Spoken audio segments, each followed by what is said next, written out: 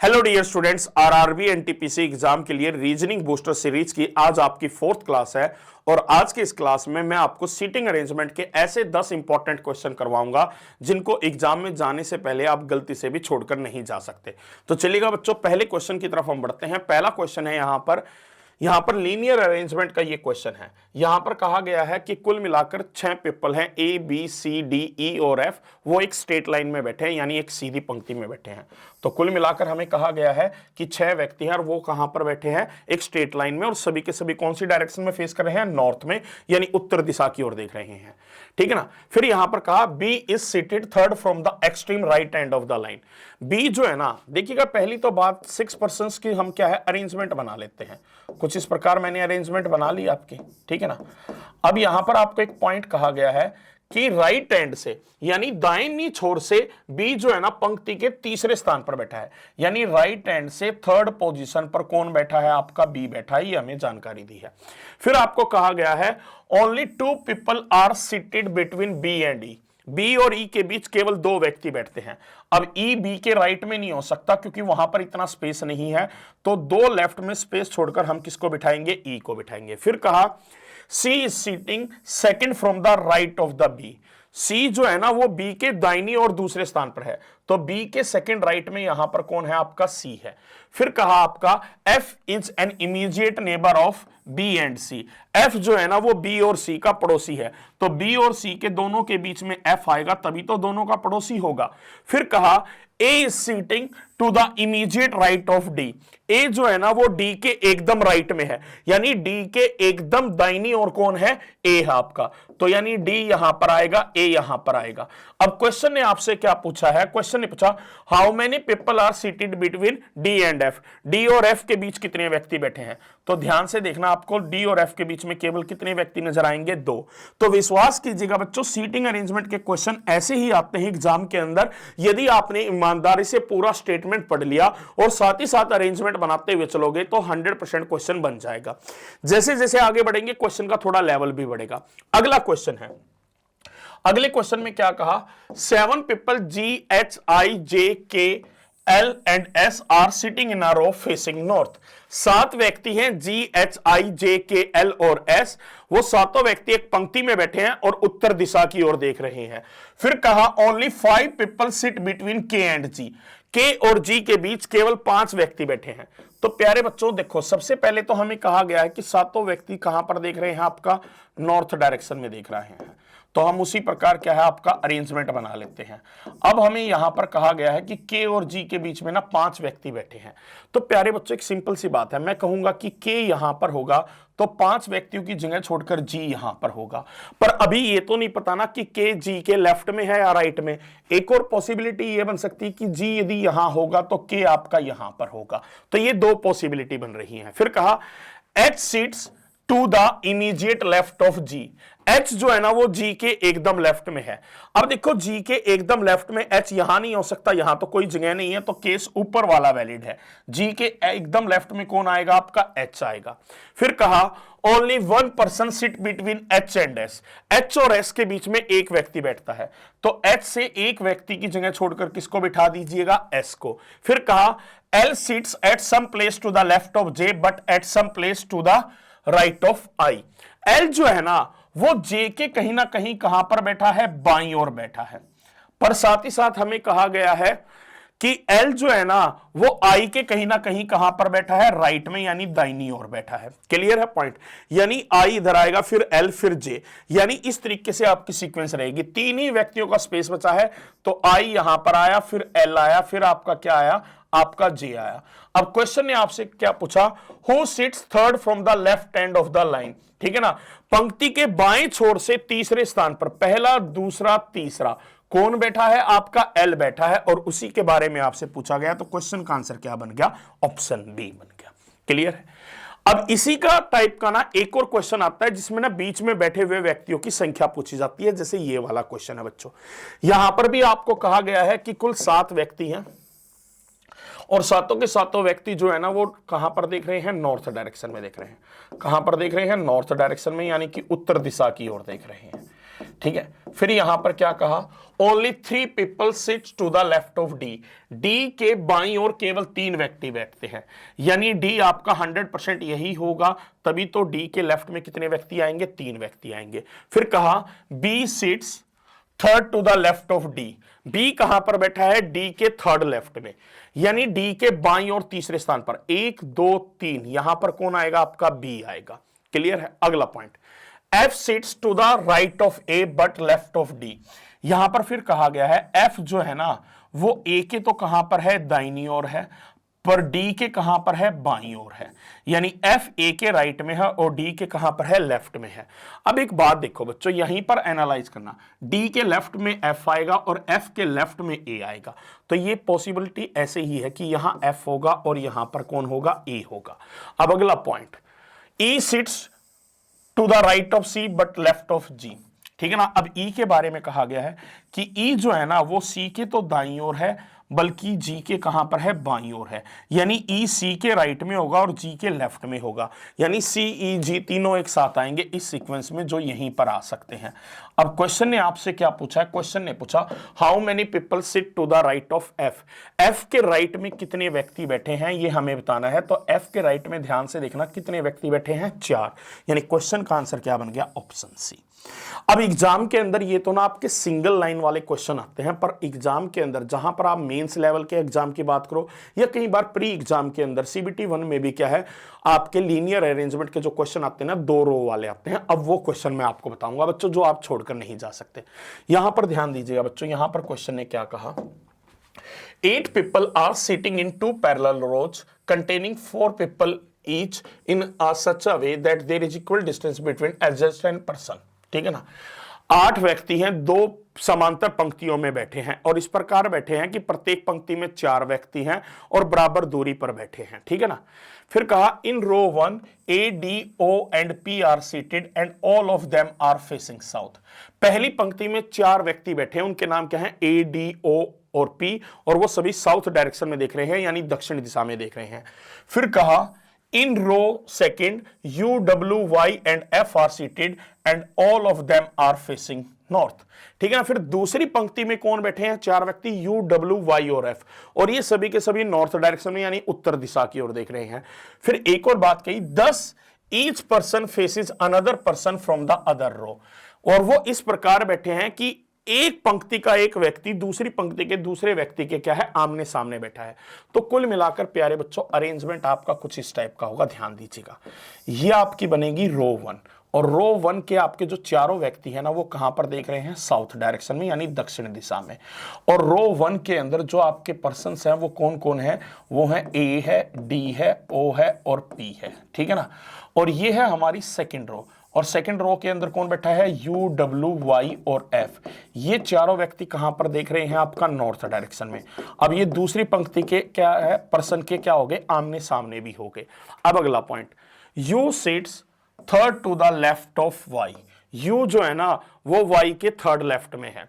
अब U आएगा इस पंक्ति में और वो F के कहां पर होगा, आपका कहां पर कहा है, सॉरी Y के कहां पर कहा है, थर्ड लेफ्ट में, यानी Y यहां पर होगा पहला लेफ्ट, दूसरा लेफ्ट, तीसरा लेफ्ट, यहां पर कौन होगा, U होगा।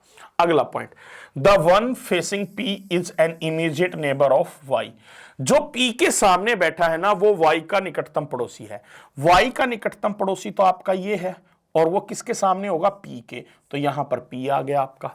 फिर कहा a sits at some place to the right of P and is not facing W, A जो है ना वो P के राइट में है कहीं ना कहीं, A कहां पर है, P के राइट में।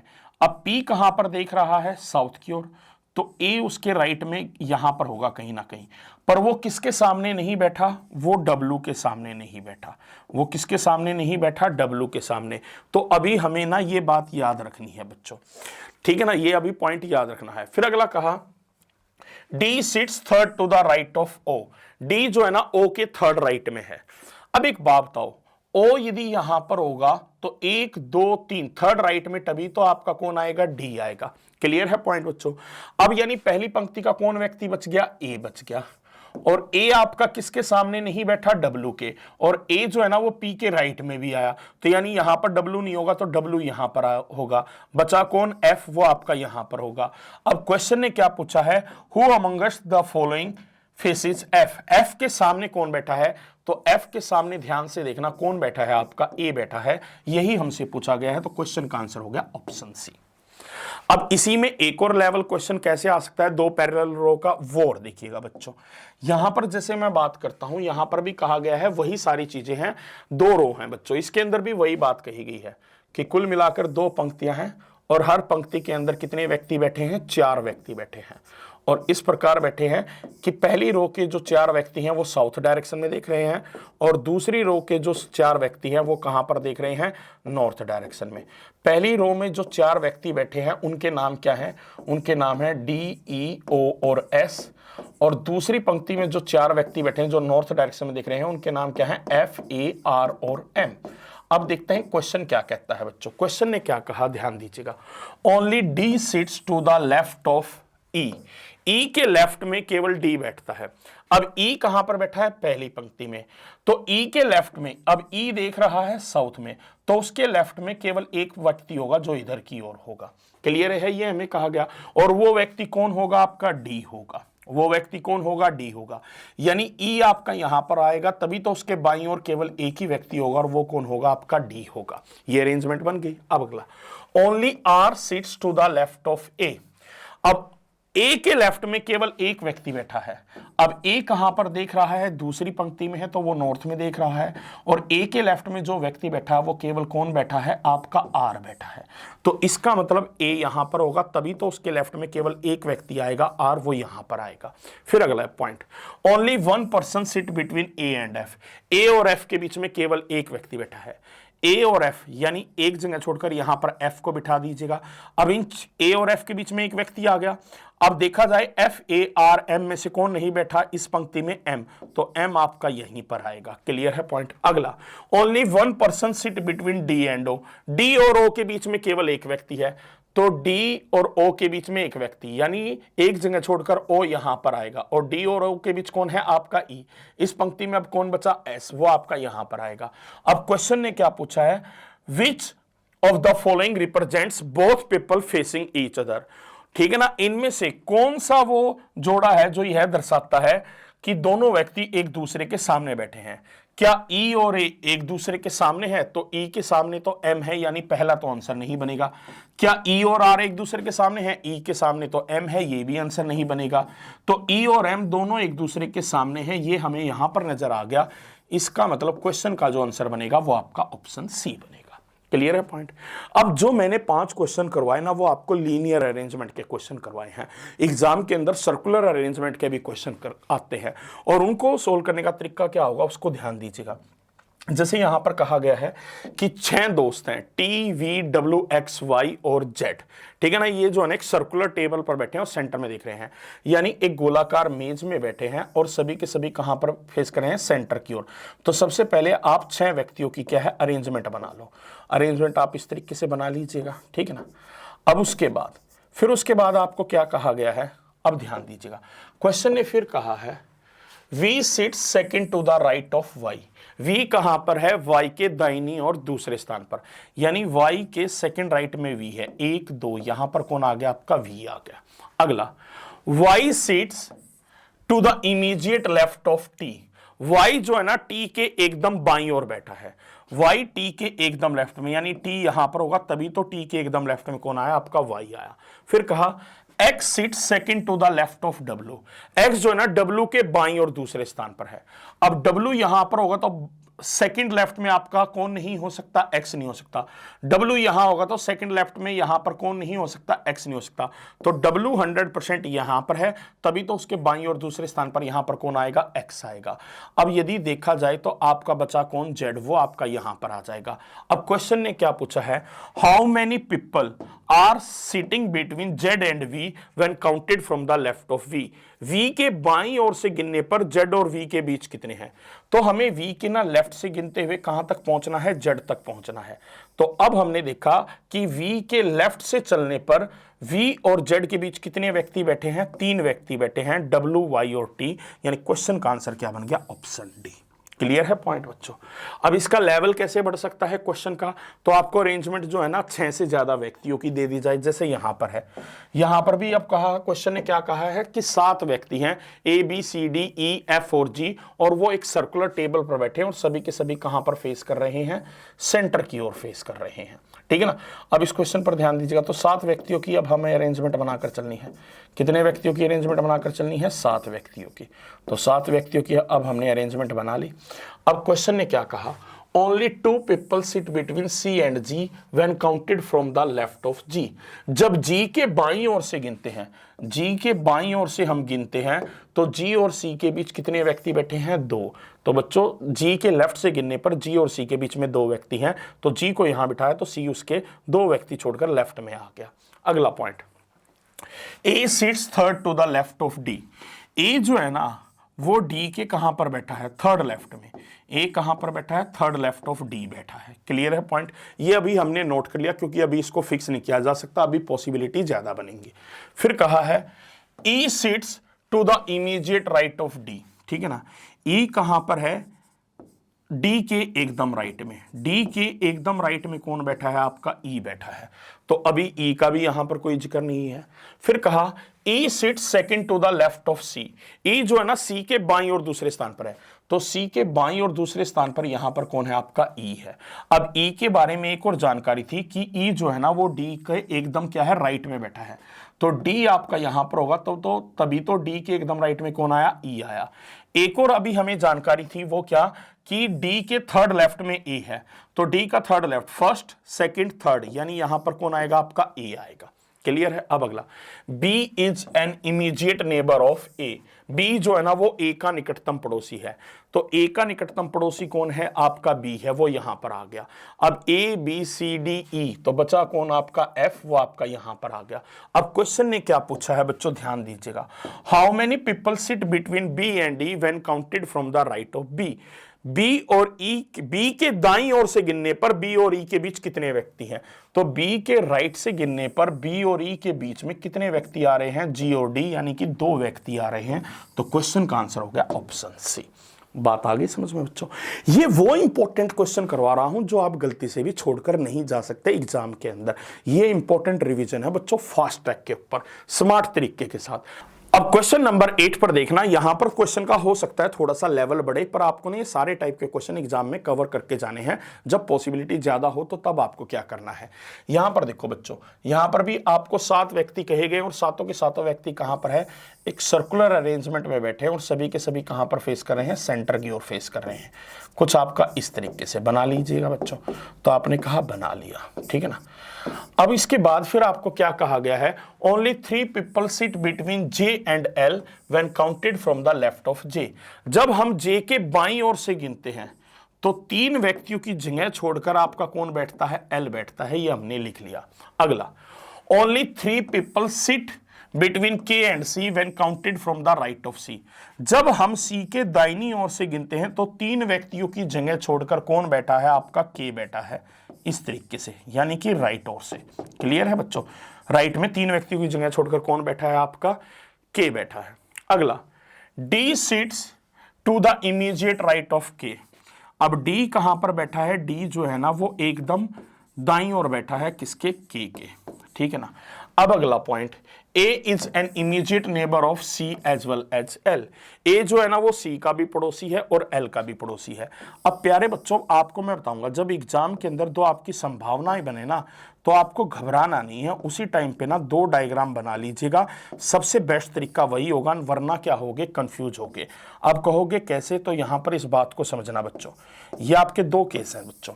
यहां पर कहा A जो है ना वो आपका किसका भी पड़ोसी है, C का भी और L का भी। मैंने मान लिया A यहां है तो C आपका यहां पर होगा। अब A L का भी पड़ोसी और C का, पर ए जो है ना वो एल के राइट में भी तो हो सकता है, तो यानी उसके अकॉर्डिंग सी यहां पर आएगा। तो हमारे सामने ये दो पॉसिबिलिटी है। अब एक और कहा था कि सी के राइट से 3 व्यक्तियों की जगह छोड़कर कौन बैठा है, के बैठा है। अब सी के राइट से 3 व्यक्तियों की जगह छोड़ दो, 1 2 3, तो यहां पर कौन आ गया, आपका के आ गया।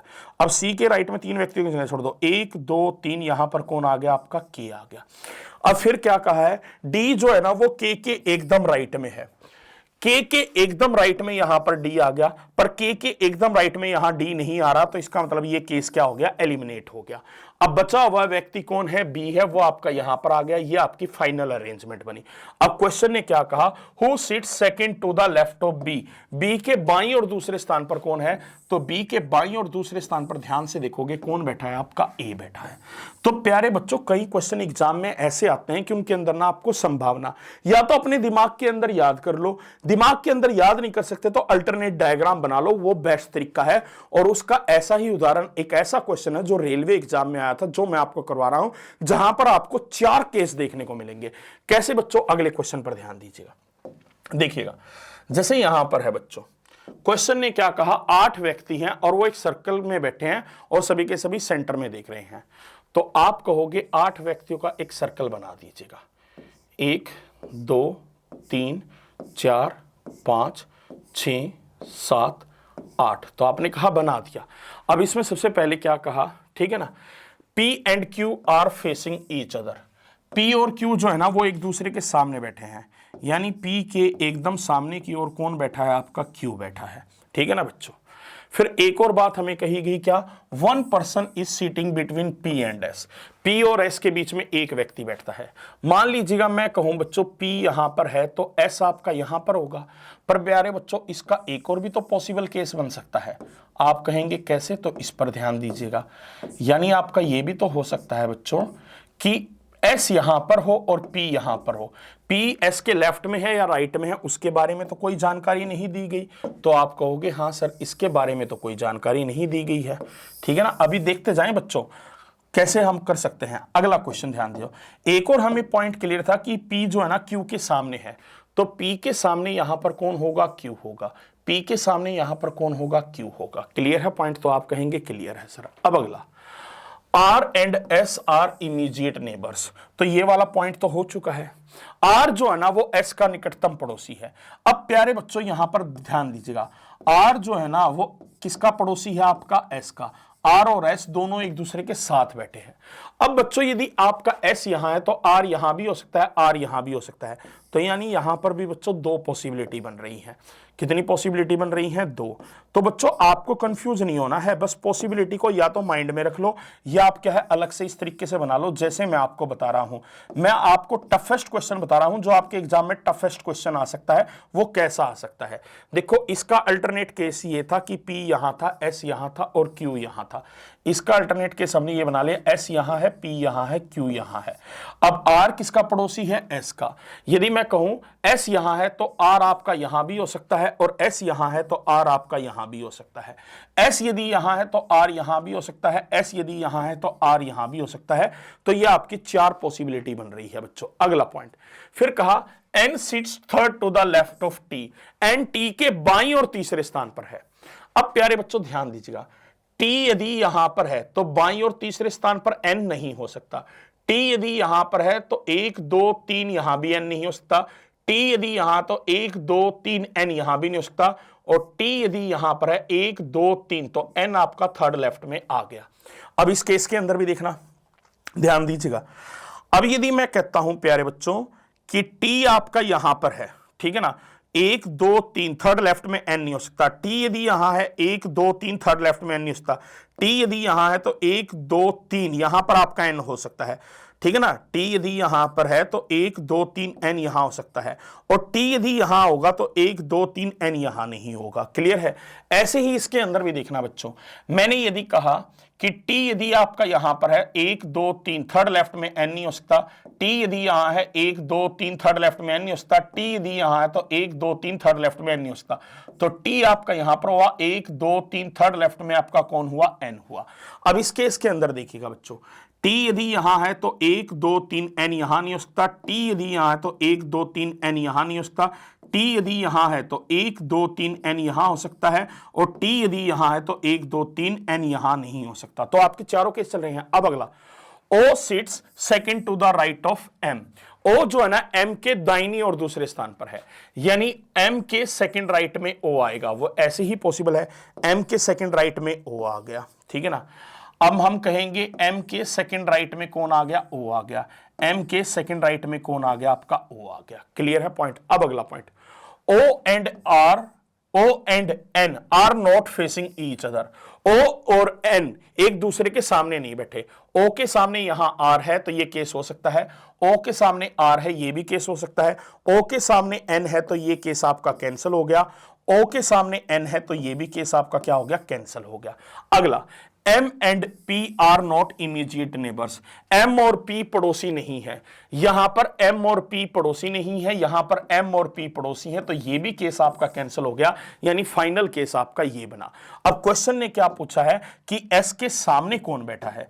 तो प्यारे बच्चों ध्यान से देखना, S के सामने यहां पर कौन बैठा है? आपका N बैठा है, यानी क्वेश्चन का आंसर क्या बन गया? Option A. तो बच्चों ज्यादा से ज्यादा टफ लेवल जो आपके एग्जाम में आ सकता है ये आ सकता है जिसके अंदर आपको 3-4 पॉसिबिलिटी देखने को मिल सकती हैं। पर मैंने क्या कहा बच्चों, हो सकता है कि क्वेश्चन में समय लगे। रीजनिंग के कई क्वेश्चन ऐसे होते हैं जिनको आप 10-15 सेकंड में सोल्व कर सकते हो, वहीं सीटिंग अरेंजमेंट का एक आध क्वेश्चन ऐसा होता है जैसे ये वाला क्वेश्चन है जो 1.5 से 2 मिनट का समय भी ले सकता है। अब बच्चों सीटिंग अरेंजमेंट का जो मैं लास्ट क्वेश्चन आपको करवा रहा हूं, एग्जाम के अंदर स्क्वायर अरेंजमेंट का भी क्वेश्चन आता है, यानी वर्गाकार व्यवस्था का भी क्वेश्चन आता है। वो लास्ट क्वेश्चन देख लीजिएगा किस टाइप का होगा। यहां पर आपके सामने कहा गया है कि 8 व्यक्ति हैं बच्चों, A B C D E F G और एच, वो जो है ना एक स्क्वायर टेबल पर बैठे हैं, सभी के सभी सेंटर में देख रहे हैं। उनमें से कुछ कॉर्नर पर बैठे हैं और कुछ जो है ना सेंटर की साइड में बैठे हैं।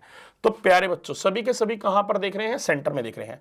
देखो एक बात को समझिएगा, ये मैंने एक स्क्वायर टेबल बनाई है आपके लिए, उसमें क्या कहा गया है कि 4 व्यक्ति तो कहां पर बैठे हैं? कॉर्नर पर। 4 व्यक्ति आपके कहां पर बैठे हैं? कॉर्नर पर, यानी कि कुछ इस तरीके से। क्लियर है? और 4 व्यक्ति आपके कहां पर बैठे हैं? साइड के बीच में, कुछ इस तरीके से। क्लियर है पॉइंट? अब यहां पर क्या कहा गया ध्यान दीजिएगा, F sits second to the right of G। F जो है ना वो G के सेकंड राइट में है। साथ ही साथ एक और बताया कि F seats eight one of the corner. F जो है ना वो एक कोने पर बैठा है।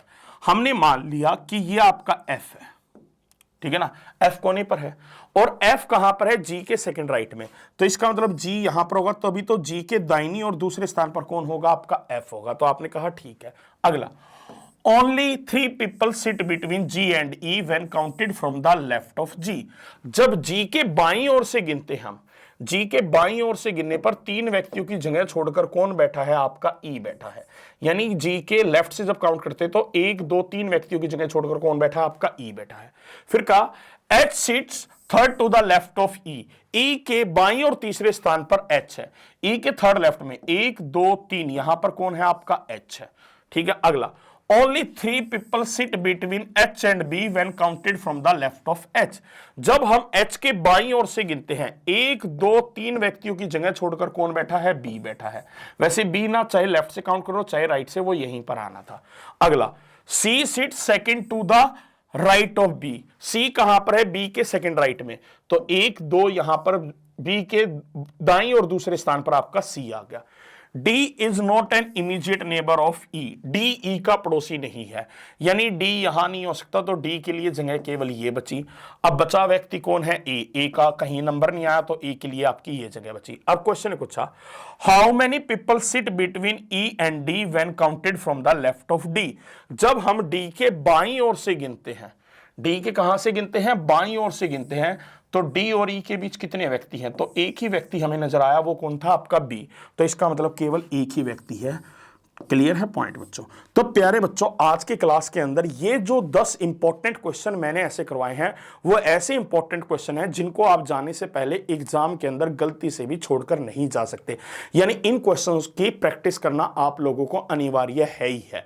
साथ ही साथ बच्चों यदि आप आने वाले आरआरबी एनटीपीसी एग्जाम की तैयारी कर रहे हैं और अपनी तैयारी को और मजबूत करना चाहते हैं, तो बिल्कुल एग्जाम ओरिएंटेड बुक मैंने आप लोगों के लिए तैयार की हुई है, जो दोनों ही लैंग्वेज के अंदर अवेलेबल है। है, इंग्लिश में भी और हिंदी में भी। ये स्पेशली उन सभी स्टूडेंट्स के लिए तैयार की गई है जो आने वाले रेलवे एग्जाम की तैयारी कर रहे हैं। इस बुक की मैं आपको खास बात ये बता देता हूं कि 2025 के जितने भी लेटेस्ट एग्जाम हुए हैं उन सभी के इंपॉर्टेंट क्वेश्चन तो मैंने इसके अंदर इंक्लूड किए ही हैं। साथ ही साथ आने वाले एग्जाम के अंदर एग्जामिनर किस लेवल तक के क्वेश्चन आपसे पूछ सकता है वो भी क्वेश्चन मैंने इसके अंदर ऑलरेडी क्या है इंक्लूड किए हैं।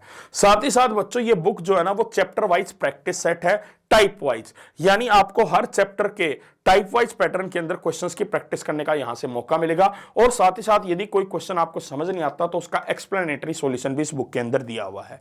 यह बुक आप Amazon या फ्लिपकार्ट कहीं से भी ऑर्डर करके मंगवा सकते हैं। और विश्वास कीजिएगा बच्चों, रेलवे एग्जाम के लिए, रीजनिंग के लिए इससे बेहतरीन किताब आपके लिए कोई और नहीं होगी। साथ ही साथ आज का वीडियो आप सभी को पसंद आया है तो जाने से पहले वीडियो को लाइक जरूर करेंगे। साथ ही साथ कमेंट करके मुझे बताएंगे अपनी राय कि आप लोगों को वीडियो कैसी लग रही है। और विश्वास कीजिएगा ये रीजनिंग बूस्टर सीरीज जो मैंने आप लोगों के लिए स्टार्ट किया ना, ये आपके आने वाले एग्जाम के लिए 100% जो है ना उपयोगी साबित होगी। तो चलेगा डियर स्टूडेंट, इसी के साथ हम आज की क्लास को यहीं समाप्त करते हैं। अब अगली मुलाकात होगी 5th वीडियो में। Till then take care, good bye.